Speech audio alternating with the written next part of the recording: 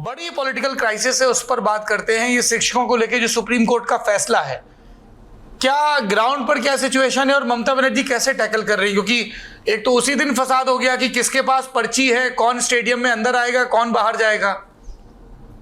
जी बिल्कुल।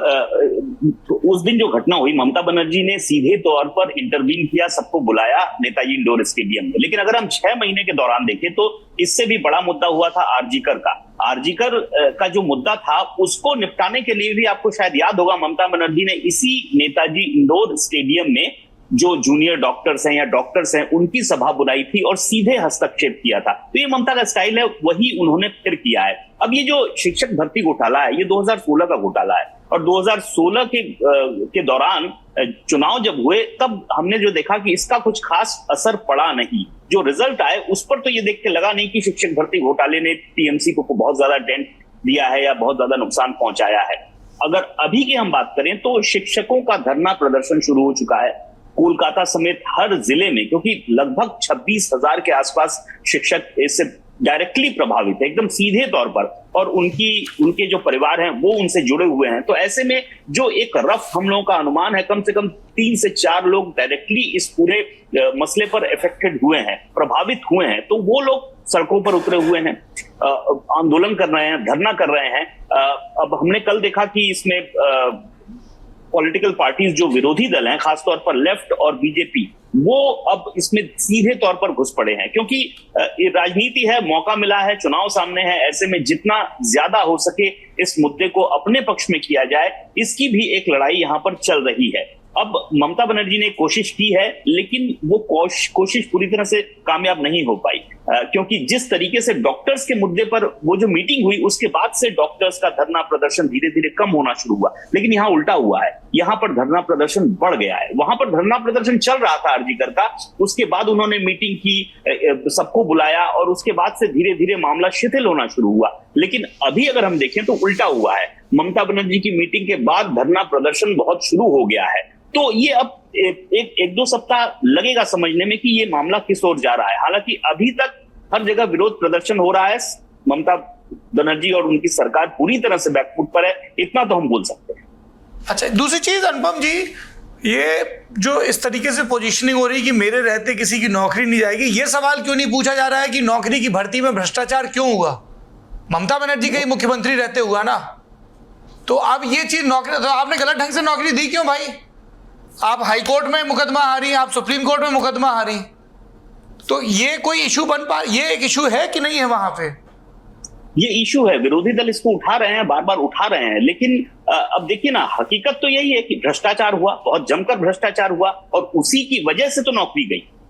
इतने बड़े पैमाने पर भ्रष्टाचार हुआ, ईडी सीबीआई दोनों ने जांच की। पूर्व मंत्री जो शिक्षा मंत्री थे वो अभी भी जेल में भर्ती हैं, और उसके बाद जब सुप्रीम कोर्ट का फैसला आता है तब ममता बनर्जी कहती है कि हम इन सभी लोगों को के साथ नाइंसाफी नहीं होने देंगे। तो ये एक राजनीतिक मूव है, ये एक पॉलिटिकल मूव है। इसमें ममता बनर्जी को पता है शिक्षक और उनके साथ जुड़े हुए कम से कम 4-5 लाख लोग डायरेक्टली इन्वॉल्व हैं। अगर वो यहां पर उनको आश्वासन नहीं देंगी तो बात बिगड़ सकती है, और इसीलिए ये पूरी तरह से एक राजनीतिक मूव है ममता बनर्जी का, जो वो इससे पहले भी मुझे पता है कि वो करती आई है। इस तरह के कैरेक्टर है ममता बनर्जी का कि वो इसी तरह से अपनी राजनीति करती हैं, और इसके लिए चाहे सुप्रीम कोर्ट के फैसले को एक दरकिनार करना पड़े उसके लिए वो तैयार है। और उन्होंने कह भी दिया है कि मैं जेल जाने के लिए तैयार हूं, कॉन्टेम्प्ट नोटिस भी हो रहा है उनके खिलाफ। लेकिन ये पॉलिटिकल मूव है, प्योर पॉलिटिकल मूव। शिक्षकों की भर्ती का मामला क्या ममता बनर्जी के गले की फांस बन गया है? इस पर क्या कहेंगे आप?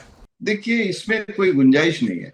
मतलब जो एजुकेशन स्कैम है ये आज नहीं, 2016 से मतलब ये शुरुआत हुआ है। पार्थ चैटर्जी को जेल जाना, वो जो पार्थ चैटर्जी के जो क्लोज जो महिला, उनके घर से जो पैसा मिला, इसका जो फुटेज, तो एक नेगेटिव परसेप्शन आम जनता के मन में, खासकर जो मिडिल क्लास है, मध्य वर्ग जो है, उसमें है एक नेगेटिव परसेप्शन। अभी सुप्रीम कोर्ट जो पहले चीफ जस्टिस थे, दीदेन चीफ मिनिस्टर, स्टे दिए थे, और अभी जो मतलब जो हुआ है, ये जो ऑर्डर चीफ जस्टिस ने जो ऑब्जर्वेशन ऑर्डर उसमें आप जो कह रहे हैं मैं आप सहमत हूं कि इट्स ए डिसएडवांटेज ममता, कोई नो डाउट ऑफ इट कि अगर हम कहेंगे कि कोई सेटबैक है ही नहीं, तो अब मुझे लगता है कि I cannot be A factually correct analysis. लेकिन उसमें क्या हुआ, जो मतलब असुविधा, जो समस्या हो गया है, जैसे आप बोल रहे हैं कि हैव और हैव नॉट, मतलब जो योग्य, जो मतलब जिसको कोई शिकायत नहीं है, कोई मतलब करप्शन का चार्जेस जो टीचर्स के खिलाफ नहीं है, और जिसके खिलाफ है, मतलब उसमें दो जो डिफरेंस, वो डिफरेंस ना सुप्रीम कोर्ट ने भी क्लियर नहीं किया।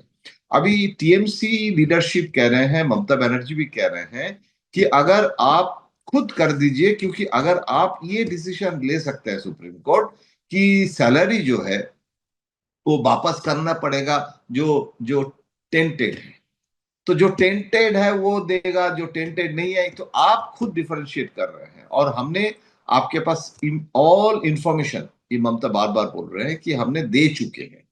लेकिन सवाल है, जो कॉन्फ्रेंस हुआ है उसमें दोनों तरफ, मतलब जो ये बोले हैं कि हम जो टेंटेड नहीं है, जो क्लीन है, जिसमें कोई करप्शन नहीं है, उसको नौकरी हम वापस देंगे और उसमें कोई दिक्कत नहीं होगा। तो उसके साथ साथ ममता ने बोले हैं कि जो अभी टेंटेड भी है, मतलब उसके ऊपर भी हम जांच करेंगे।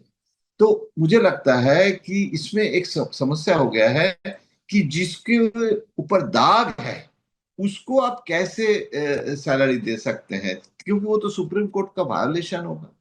तो इसमें कोई मतलब संदेह नहीं है कि इसमें प्रॉब्लम है, लेकिन मेरा इसमें एक कैविएट है। कैविएट क्या है, जो आप क्या चर्चा कर रहे हैं, आज का एनालिसिस क्या है कि पॉलिटिकली इसका इम्प्लीकेशन क्या है, सुप्रीम कोर्ट ने जो बोला है और उसमें जो डिसएडवांटेज है, ये तो हम बार बार चर्चा कर चुके हैं। अभी फ्यूचरिस्टिक अप्रोच अगर लिया जाए कि इसका इम्पैक्ट क्या होगा, पॉलिटिकल इम्प्लीकेशन क्या होगा, उसमें देखिए जैसे दिल्ली में भी, नेशनल लेवल में भी, यूपी में भी हम देखते रहते हैं कि अगर कोई इशू है भाजपा का भी, उसको कैरी फॉरवर्ड करने के लिए, कम्युनिकेशन को आगे बढ़ाने के लिए एक योगी आदित्यनाथ है, एक हेमंत विश्व शर्मा है। पश्चिम बंगाल में बीजेपी का असुविधा ये हो गया है कि Mamata is a very intelligent politician. इसमें आपको मानना पड़ेगा कि जो समस्या सुप्रीम कोर्ट ने जिसके कारण हुआ है, उसको चैलेंज करके खुद चीफ मिनिस्टर, नेताजी इंडोर एक बहुत बड़ा स्टेडियम है, वो उसी स्टेडियम में वो खुद ऑर्गेनाइज कर रहे हैं। बीजेपी के लोग हमको बोल रहे हैं, अरे भैया ये तो हमें करना चाहिए था। जो डिस्कॉन्टेंट ऑफ द टीचर, जो उनमें जो मतलब उनके जो शिकायत है, वो शिकायत को तो हमको एड्रेस करना चाहिए था। और शुभेंदु और बीजेपी के जो लीडर्स हैं वो तो नेताजी इंडोर के बाहर बाइट दे रहे हैं, और Mamata Banerjee as a humanitarian ground और शिकायत कर रहे हैं ये भाजपा का कॉन्स्पिरेसी, जुडिशियरी भाजपा मिल के कर रहा है, जिसमें कम्युनिस्ट भी है। तो ये जो होता है ना कैंपेन, और उनके जो ऑर्गेनाइजेशनल कैपेबिलिटी टीएमसी का है, तो वो जो बोल रहे हैं ना उसको घर घर तक वो पहुंचा देते हैं। बीजेपी का अगर स्टेट लेवल में वो ऑर्गेनाइजेशनल कैपेबिलिटी होता, जैसे यूपी में है, जैसे हिंदी हार्टलैंड में है, वो पश्चिम बंगाल में नहीं है। मोदी जी, अमित शाह जी बहुत स्ट्रैटेजी दे सकते हैं, बहुत सारे पॉलिसी दे सकते हैं, लेकिन उसको कैरी फॉरवर्ड करने के लिए खाना आपको सजा के प्लेट में दिया गया है। खाने का काम तो भाजपा ले स्टेट लीडर को कर, वो तो मोदी जी खिला के नहीं दे सकते हैं। तो वो समस्या है। 1 करोड़ का पार्टी मेंबरशिप ड्राइव का अनाउंस करके गया था, इंस्ट्रक्शन देके गया था अमित शाह जी ने। अभी पूछिए कितना हुआ है? 1 करोड़ तो बहुत दूर की बात है, लाखों के भी। तो ये जो मैं कह रहा हूं ना, RSS rather is more active. Mohan Bhagwat ji इसीलिए भाजपा को छोड़ के स्टेट भाजपा के साथ मीटिंग किया ही नहीं। मोहन भागवत जी 10 दिन रहे थे। वो आरएसएस के जो district wise organisational capability is more than West Bengal BJP का कैपेबिलिटी। और उसमें जो बीजेपी का फ्रैक्शनल पॉलिटिक्स, अभी दिलीप घोष है, सुकांत मजूमदार है, पार्टी पावर में नहीं है लेकिन ग्रुप हो गया है 3-4। तो ये जो समस्या का अगर वो हल बीजेपी लीडरशिप रिजॉल्व कर सकते हैं, तो इशू का कोई कमी नहीं है। डिस्कॉन्टेंट और एंटी इनकम्बेंसी 15 साल होने वाला है, तो ममता के खिलाफ जो एंटी इनकम्बेंसी, इसे नेचुरल, इसे लॉ ऑफ नेचर, इसको आगे ले जाने के लिए, इसीलिए जो पॉलिटिकल स्ट्रेटेजी और उसके जो सफलता, ये जो आपका सवाल है, इसमें मेरा जवाब यही है कि अभी भी इशू बहुत है, लेकिन ममता का जो पॉलिटिकल प्रूडेंस है, स्ट्रेटेजी है, उसमें बीजेपी स्टेट लेवल में मुकाबला करने में अभी तक सफलता नहीं मिला है। फ्यूचर में हो सकता है वो दिखने के लिए रहेगा। और कौन कौन से राजनीतिक चुनौतियां हैं ममता बनर्जी के सामने इस वक्त, क्योंकि अब लास्ट लेग है, मतलब 1 साल के अंदर बंगाल में चुनाव है। देखिए, अगर हम गतिविधियां देखें बंगाल की राजनीति की पिछले 1-2 महीने में, तो हिंदुत्व का मुद्दा अभी बीजेपी के लिए अभी सबसे बड़ा मुद्दा है, और हिंदुत्व के मुद्दे पर बीजेपी खुलकर बैटिंग कर रही है, इतना तो हम बोल ही सकते हैं। क्योंकि जिस तरीके से रामनवमी के दौरान भाषणबाजी हो रही है, जिस तरीके से बीजेपी के सभी नेता, आज तो मिथुन चक्रवर्ती से लेकर सभी नेता, रामनवमी का जुलूस शुरू हुआ है, 4 दिन हुए, अभी भी चल रहा है, 2 दिन बाद हनुमान जयंती है, तब भी चलेगा। तो ये एक प्री प्लान्ड है बीजेपी का कि वो इसी मुद्दे पर आगे बढ़ेगी। अब इस बीच में एक बड़ा मुद्दा अभी उनकी झोली में आ गया है, वो है शिक्षकों वाला मुद्दा। तो इसको किस तरह से बीजेपी भुनाती है, ये बीजेपी के ऊपर है। लेकिन बंगाल की राजनीति में अभी ये 2 मुद्दे बहुत ज्यादा चर्चित हैं। एक तो बीजेपी वर्सेस टीएमसी जो हिंदुत्व का मुद्दा है, बीजेपी हिंदुत्व के मुद्दे पर चल रही है, जबकि ममता बनर्जी सेक्युलर जो राजनीति है उसके पक्ष में अभी तक है और उसी की दिशा में जा रही है। जबकि शिक्षकों वाला जो मामला है, ये पिछले 2 दिनों से लगातार बढ़ रहा है और ये अब फिलहाल प्रमुख मुद्दा होता जा रहा है। तो ये 2 मुद्दे तो फिलहाल बड़े मुद्दे हैं यहाँ, भ्रष्टाचार और धर्म की राजनीति। Thank you Anupam ji, thank you जयंतदा, बहुत बहुत शुक्रिया।